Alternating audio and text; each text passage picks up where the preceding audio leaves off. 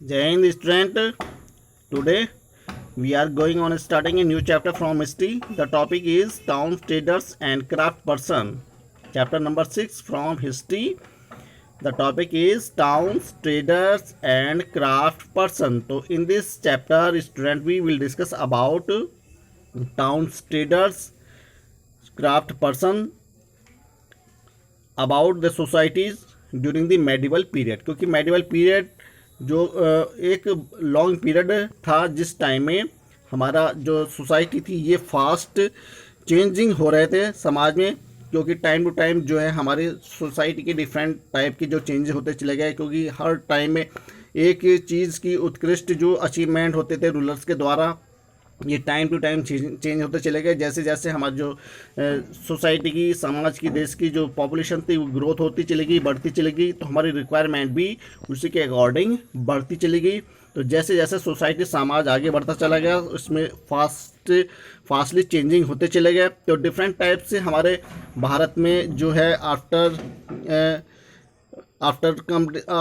Ended the Mughal empire started British empire. तो British empire के साम्राज्य के समय ये हमारा जो टाउन ट्रेडर्स था, जो क्राफ्ट पर्सन थे, ये एक हाईएस्ट पीक पर था, एक उत्कृष्ट चरम सीमा पर थी। यानी कि जो हैंडलूम के वर्क जो जानते थे, ज़्यादातर जो हाथ से करने वाले कार्य होते थे, मैनुअल जो वर्क होते थे, उनको ज़्यादा इंपॉर्टेंस दी गई इस टाइम में। तो सब आज हम जो डिस्कस करेंगे अबाउट दिस चैप्टर के बारे में कि this is the manual work of Indian craft. ये हमारा इंडियन क्राफ्ट के द्वारा किया गया, हाथ से तैयार की गई ये हमारी चादरें हैं, जो कि हमारी ये यूरोपियन कंट्रीज़ में लार्ज स्केल पर इनको पॉपुलर माना जाता था। वहाँ पर हमारा जो व्यापार था ये भारत से किया गया। तो अब हम इसके बारे में आज इसी बारे में डिस्कस करेंगे कि ब्रिटिश टाइम में हमारा जो व्यापार था ये कैसे आगे बढ़ा। टाउन ट्रेडर्स में जो टाउन्स के जो व्यापारी होते थे, पूंजीपति होते थे, उन्होंने व्यापार जो यूरोपियन कंट्री से कैसे सेटल किया,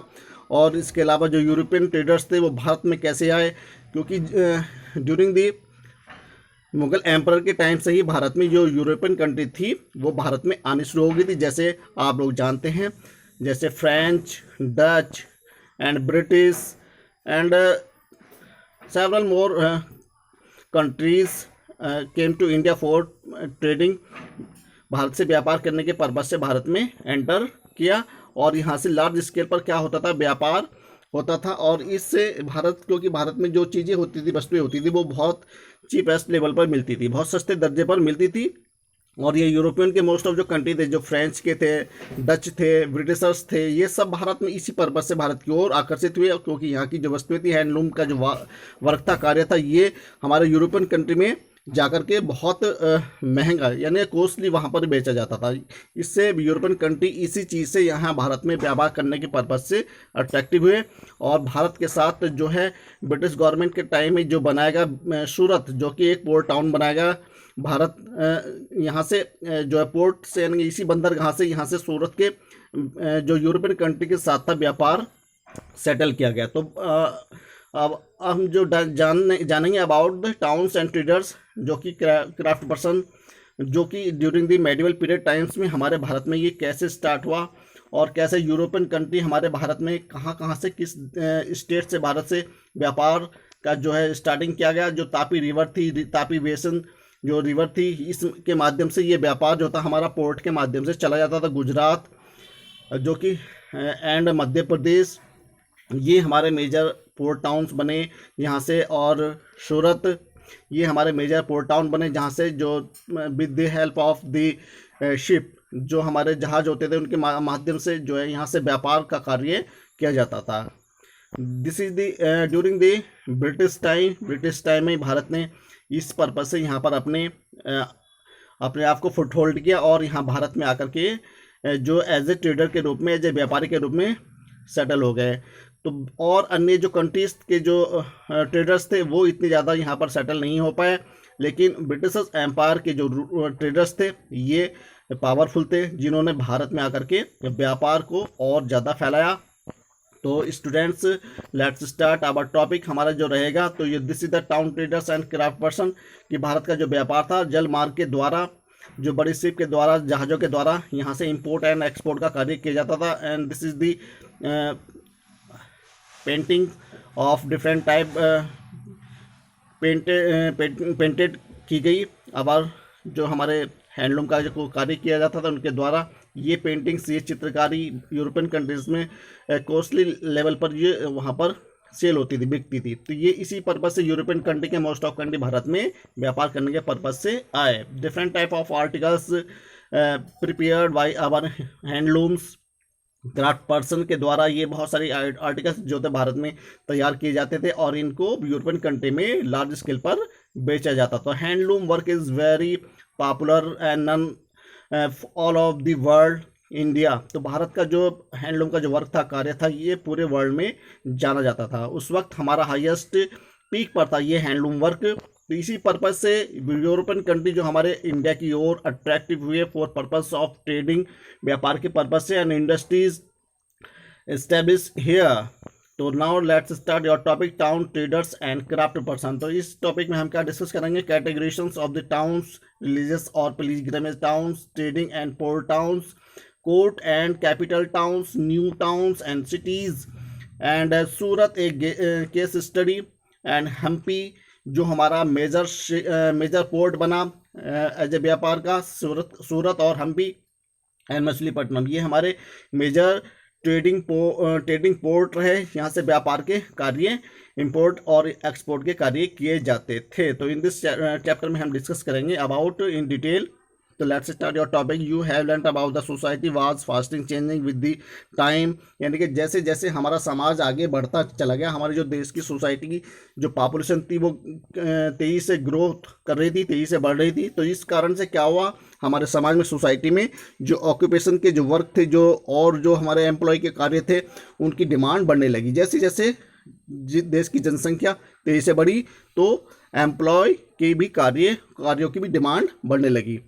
इसी पर्पज से क्या हुआ, हमारे समाज, सोसाइटी में एक वर्क शुरू हुआ, यानी कि व्यापार का। यानी कि जो लोग जिनके पास कार्य नहीं होते थे उन लोगों ने व्यापार करने शुरू कर दिए, और जो मिडिल लेवल के जो एम्प्लॉय थे उन लोगों ने क्राफ्ट पर्सन के कार्य अपना लिए। तो इस प्रकार से क्या हुआ, सेवरल टाइप की एक्टिविटीज़ में हमारे जो इंडियंस थे इन्वॉल्व हो गए, और इस प्रकार से जो अपने जो रोजगार थे जो उनके, वो अपने रोजगार में लग रहते थे। तो religious was initially gaining importance and that meet construction of many temples. इसमें एक हमारा धार्मिक स्थलों को बनाने का भी कार्य शुरू किया गया, जो कि स्टार्टिंग में हमारे टेम्पल्स को बनाने का, कंस्ट्रक्ट कराने का कार्य था।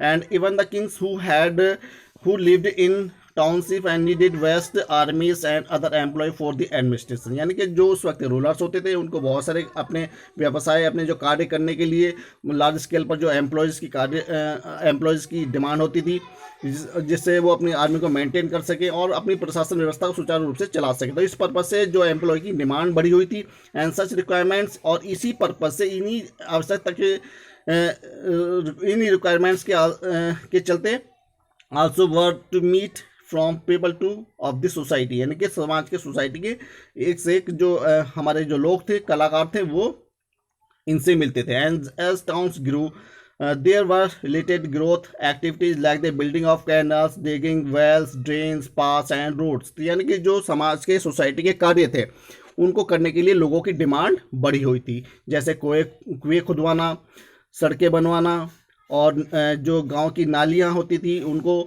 मेंटेन कराना, और वेल्स होते थे, जो कुएं होते थे, उनको खुदवाना, और रास्तों का जो रोड्स का जो कंस्ट्रक्शन का कार्य। तो इन पर्पज से क्या हुआ, इन एम्प्लॉयज़ की डिमांड बढ़ी। इन पर्पज से जो किंग्स होते थे, रूलर्स होते थे, लार्ज स्केल पर इन लोगों की आवश्यकता होती थी। तो दस इसका variety of employment was available compare to the primary occupations of agriculture. इसके अलावा दूसरा जो कार्य, एक्टिविटी जो होती थी एग्रीकल्चर की, तो उस एग्रीकल्चर पर्पज में जो लैंडलॉर्ड होते थे, जमींदार होते थे, जिनके पास लार्ज स्केल पर जो लैंड होती थी, भूमि होती थी, तो उस पर्पज से खेती बाड़ी कराने के लिए भी एम्प्लॉय की आवश्यकता होती थी। तो इस प्रकार से ये डेवलपमेंट हुए in the society. Towns of the medieval period can be grouped under the head of the religious and pilgrimage towns, trading towns and port towns, and well as capital and the court towns। तो इस प्रकार से जो हमारा society था medieval period का, ये group में डिवाइड हो गया, जिसको हम रिलीजियस और पिलग्रिमेज टाउन्स के नाम से जानते हैं, और ट्रेडिंग टाउन्स यानी कि व्यापार जो कस्बे होते थे, एंड पोर्ट टाउन्स जिससे हमारा जो बंदरगाह टाउन जिसको जैसे हमारा सूरत है, गुजरात था, ये हमारे पोर्ट टाउन्स बने। एज वेल एज इसके अलावा कैपिटल यानी कि जो हमारे पूंजीपति वाले जो नगर थे, टाउन्स थे, एंड कोर्ट टाउन्स। तो इन पर ये समाज सोसाइटी इनमें ग्रुप में डिवाइड हो गया। तो you have learn about this society was fasting and next जो हमारा जो कैटेगराइजेशन किया गया टाउन्स को, जो हमारे डिफरेंट टाइप की कैटेगरी में इसको रखा गया, डिफरेंट टाइप की श्रेणियों में। तो सबसे पहला पॉइंट है हमारा रिलीजियस ऑफ और पिलग्रिमेज टाउन्स, यानी कि हमारा धार्मिक टाउन्स कस्बे जिसको हम कहते हैं, धार्मिक स्थल जिसको कहा जाता है। तो towns which grew around the huge temples complex constructed by kings and landlords can be grouped under this category, यानी कि जो टेम्पल्स का कार्य, जो धार्मिक कार्य जो हमारा टाउन्स कहलाए, जिसमें राजाओं के द्वारा ये हमारे टेम्पल्स जो हैं बड़े मात्रा में कंस्ट्रक्ट कराया गया, इनका कार्य निर्माण कराने का कार्य कराते थे। और इसके लिए क्या करते थे, ये हमारे जो लैंडलॉर्ड्स होते थे, जो पूंजीपति लोग होते थे, ये लार्ज स्केल पर जो भूमि होती थी वो हमारे धार्मिक क्षेत्र के लिए, धार्मिक कार्यों के लिए उनको भी दिया जाता था। जैसे मंदिर का कोई कार्य होना है तो मंदिर निर्माण कराने के लिए भूमि दे दी जाती थी, और अन्य जो भी कार्य होते थे समाज की, सोसाइटी के, वो लैंड को, भूमि को उस पर्पज़ के लिए दी जाती थी, क्योंकि वो ईश्वर के प्रति अपनी श्रद्धा रखते थे। इस पर्पज़ से ये लैंड, भूमि जो होती थी ये दी जाती थी। तो they gave large piece of land and money to show their devotion to gods, यानी कि भूमि तो देते थे, इसके साथ साथ ये क्या देते थे, पैसा रुपया भी दिया जाता था, जो कि इसको कंस्ट्रक्ट कराने में यूज़ होता था। इन टेम्पल्स को कंस्ट्रक्ट कराने में जो रुपया यूज़ होता था वो इस पर्पज़ से दिया जाता था कि वो ईश्वर में आस्था रखते थे। अभी भी है ऐसा, क्योंकि अभी कोई कार्य मंदिर का अगर होता है तो सभी लोग अपनी आस्था के लिए जो ईश्वर के प्रति रखते हैं आस्था, श्रद्धा, तो उस पर्पज़ से क्या है, हम लोग जो मनी जो है डोनेट करते हैं। They organized various cultures, festivals and rituals which attract many people from around the assemble and occasion. और टाइम टू टाइम क्या होता था, डिफरेंट टाइप के फेस्टिवल्स होते थी और एक्टिविटीज़ होती थी, रिचुअल्स जो भी रीति रिवाज थे वो सारे होते थे, और उसके लिए क्या होता है, लोग वहाँ इकट्ठा होते थे, और उन अवसर पर ये सारी चीज़ें हमारी एक्टिविटीज़ होती रहती थी इन टाउन्स में। तो buildings of large temples involve labour to extract move to shape and huge stones. इसके अलावा जो बिल्डिंग कंस्ट्रक्ट कराया जाता था, इनमें जो बहुत बड़ी मात्रा में बड़े बड़े पत्थरों का इस्तेमाल किया जाता था, तो इस पर्पज़ से लेबर की आवश्यकता होती थी। तो there was huge requirement of art work and stone both of the primary structure as well as deities, यानी कि जो देवी देवताओं की मूर्तियाँ मंदिर में स्थापित की जाती थी, उस पर्पज़ से लार्ज स्केल पर वर्कर्स की, काम की आवश्यकता होती थी। The work took years as well, tools were primary. इन कार्यों को, इन मंदिरों को, कार्यों को निर्माण कराने में क्या होता था, वर्षों लग जाते थे। And the system of constructions as manual, जो भी कार्य होता था मंदिर के, ये जो भी कार्य होते थे सारे के सारे क्या होते थे, मैनुअल होते थे, यानी हाथ से ही तैयार किए जाते थे। हाथ की कारीगरी, यानी कि जो हाथ से करने वाले, हैंडलूम वाले जो कार्य होते थे उसके द्वारा से ही ये कार्य होते थे, यानी सारे के सारे जो कार्य होते थे वो सारे मैनुअल होते थे। जैसा अभी आप लोग बहुत सारे काम ऐसे जो मशीनों के माध्यम से करते हैं, लेकिन उस वक्त मशीनें नहीं थी। With the help of this only manually जो ये निर्माण होता था, केवल मैनुअल ही होता था। Once temples constructed was completed, the people settled down there itself and started working as the petty trader to help the work of the pilgrimage। और इस प्रकार से जैसे ये एरिया कंस्ट्रक्ट हो जाता था, निर्माण हो जाता था, तो वहाँ पर हमारे जो छोटे मोटे जो व्यापारी होते थे वो अपने कार्य इन धार्मिक तीर्थ स्थलों पर यहाँ पर शुरू कर देते थे। जैसा अभी मंदिरों के आसपास आप लोग देखते हैं छोटी मोटी दुकानें जो है प्रसाद की जो वितरण करने की जो होती हैं वो लगा लेते हैं। तो इसी पर्पज़ से जो है वहाँ पर ये कार्य शुरू हो जाते थे। डिफरेंट टाइप की activities brought about the employment opportunity to those who had to work in the smaller settlement. और इन सेटलमेंट यानी कि जो रहन सहन की जो इस एरिया होती थी ये, जिसमें ये लोग अपने छोटे मोटे अपॉर्चुनिटी कार्य उनको करने के उन एम्प्लॉयमेंट को मिल जाते थे। तो इस प्रकार से जो लोगों की एक्टिविटी कंटिन्यू बनी रहती थी। And migration of labour and artist in search of work lead to the more trade opportunity and this event trade grew alongside। और इस प्रकार से जैसे जैसे रिक्वायरमेंट बढ़ती चली गई और हमारे जो कारीगर थे उनका स्थानांतरण होता चला गया, यानी कि जो रोजगार की तलाश में एक स्थान से दूसरे स्थान के लिए आते जाते थे। तो उससे क्या हुआ, हमारे जो आर्टफुल जो हमारे आर्टिस्ट थे, कलाकार थे, उनका भी कार्य हमारे आसानी से मिलने लगा।